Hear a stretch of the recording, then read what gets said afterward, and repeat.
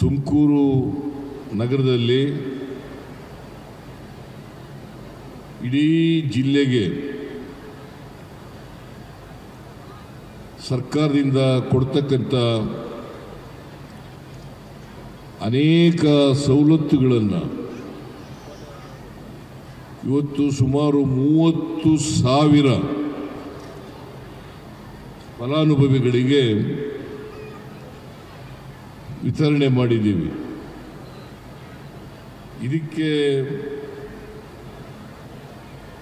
ತಗಲ್ತಕ್ಕಂಥ ಖರ್ಚು ಸರ್ಕಾರದ ವತಿಯಿಂದ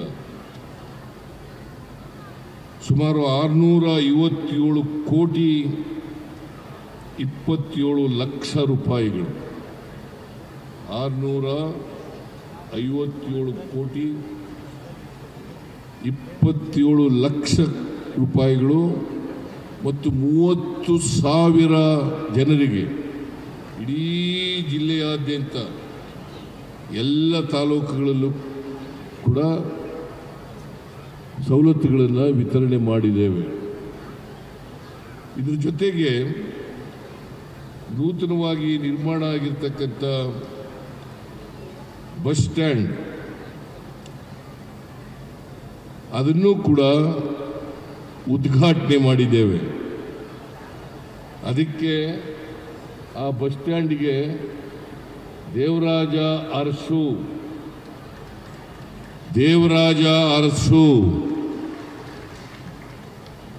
ಬಸ್ ನಿಲ್ದಾಣ ಅಂತೇಳಿ ನಾಮಕರಣ ಮಾಡಲಾಗಿದೆ. ದೇವರಾಜ ಅರಸು ಬಸ್ ನಿಲ್ದಾಣ ಅಂತೇಳಿ ನಾಮಕರಣ ಮಾಡಿದ್ದೇವೆ.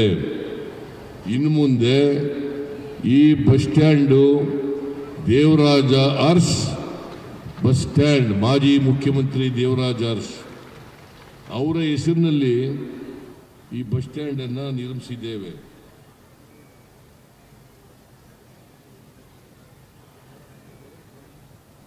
ತುಮಕೂರು ಜಿಲ್ಲೆ ನಮ್ಮ ಕರ್ನಾಟಕದ ರಾಜಧಾನಿ ಬೆಂಗಳೂರು, ಅದಕ್ಕೆ ಹೆಬ್ಬಾಗಿಲು ಅಂತ ಕರಿತೀವಿ ನಾವು. ಇದಕ್ಕೆ ಹೆಬ್ಬಾಗಿಲು ಅಂತ ಕರಿತೀವಿ. ಬೆಂಗಳೂರಿಗೆ ಬಹಳ ಹತ್ತಿರ ಇರ್ತಕ್ಕಂಥ ಜಿಲ್ಲೆ.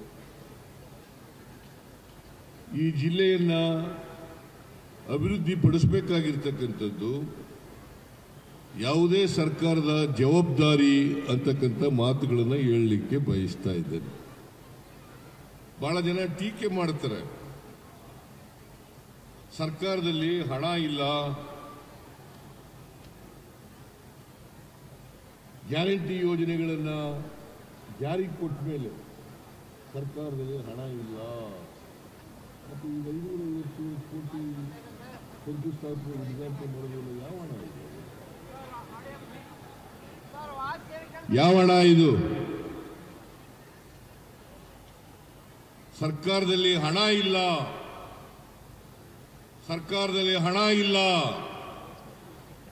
ಸರ್ಕಾರ ಖಜಾನೆ ಬರಿದಾಗ್ಬಿಟ್ಟದೆ ಅಂತ ಬಹಳ ಜನ ಟೀಕೆ ಮಾಡ್ತಾರೆ.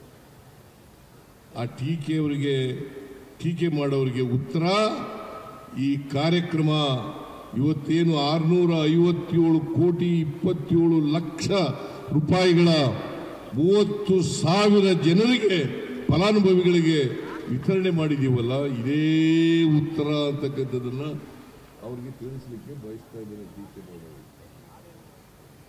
ಸುಮ್ಮನೆ ಟೀಕೆ ಮಾಡೋದು.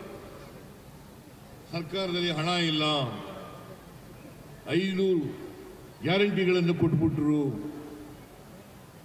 ಸರ್ಕಾರ ದಿವಾಳಿ ಆಗ್ಬಿಡ್ತು. ನಾನು ಹೇಳ್ತೇನೆ, ಸರ್ಕಾರ ದಿವಾಳಿಯಾಗಿಲ್ಲ. ಹೇಳಿದ್ರು, ಈ ದೇಶದ ಪ್ರಧಾನಮಂತ್ರಿಗಳೇ ಹೇಳಿದ್ರು, ಈ ಗ್ಯಾರಂಟಿ ಯೋಜನೆಗಳನ್ನು ಜಾರಿ ಮಾಡಲಿಕ್ಕೆ ಸಾಧ್ಯ ಇಲ್ಲ. ಒಂದು ವೇಳೆ ಜಾರಿ ಮಾಡಿದ್ರೆ ಕರ್ನಾಟಕ ಸರ್ಕಾರ ಆರ್ಥಿಕವಾಗಿ ದಿವಾಳಿ ಆಗ್ಬಿಡ್ತದೆ. ಈಗ ನಾವು ಅಧಿಕಾರಕ್ಕೆ ಬಂದು 8 ತಿಂಗಳಾಯಿತು, 9 ತಿಂಗಳು ನಡೀತಾ ಇದೆ.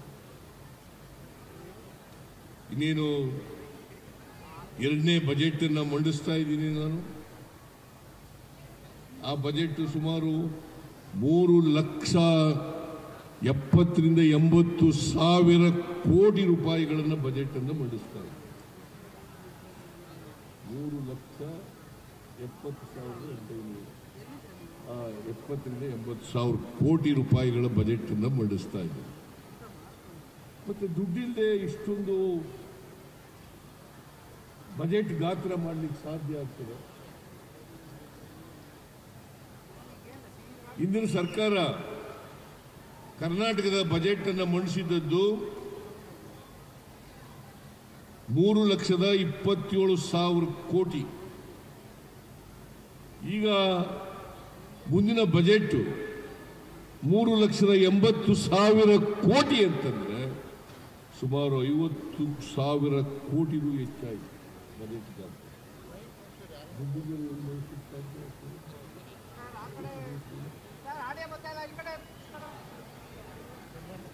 ದುಡ್ಡಿಲ್ಲದೆ ಮಂಡಿಸ್ಲಿಕ್ಕೆ ಸಾಧ್ಯನೇ ಇಲ್ಲ. ನಾನು ಬಹಳ ಸ್ಪಷ್ಟವಾಗಿ ಹೇಳಲಿಕ್ಕೆ ಬಯಸ್ತೇನೆ,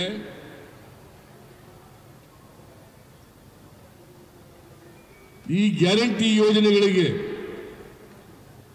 ನಾವು ಹಣ ಒದಗಿಸ್ತೇವೆ, ಜೊತೆಗೆ ಅಭಿವೃದ್ಧಿ ಕೆಲಸಗಳು ಏನು ನಡೀತಾ ಇದ್ದಾವೆ ಅವೆಲ್ಲ ಕಾರ್ಯಕ್ರಮಗಳಿಗೂ ಕೂಡ ದುಡ್ಡನ್ನು ಕೊಡ್ತೇವೆ.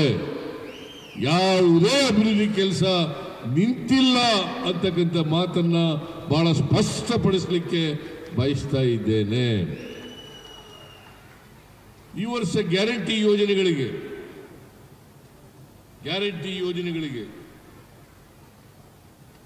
ಸುಮಾರು 38,000 ಕೋಟಿ ರೂಪಾಯಿಗಳನ್ನು ಖರ್ಚು ಮಾಡ್ತಾ ಇದ್ದೀವಿ ಈ ವರ್ಷ.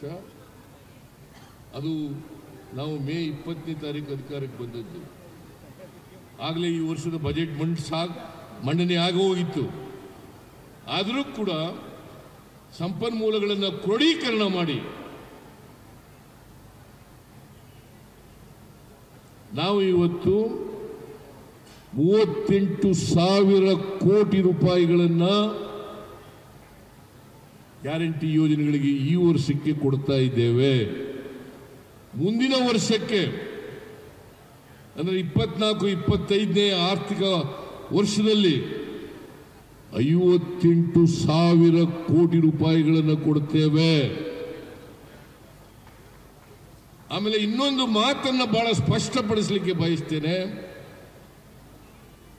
ಯಾವ ಕಾರಣಕ್ಕೂ ಕೂಡ ಈ ಗ್ಯಾರಂಟಿ ಯೋಜನೆಗಳನ್ನು ನಿಲ್ಲಿಸಲ್ಲ.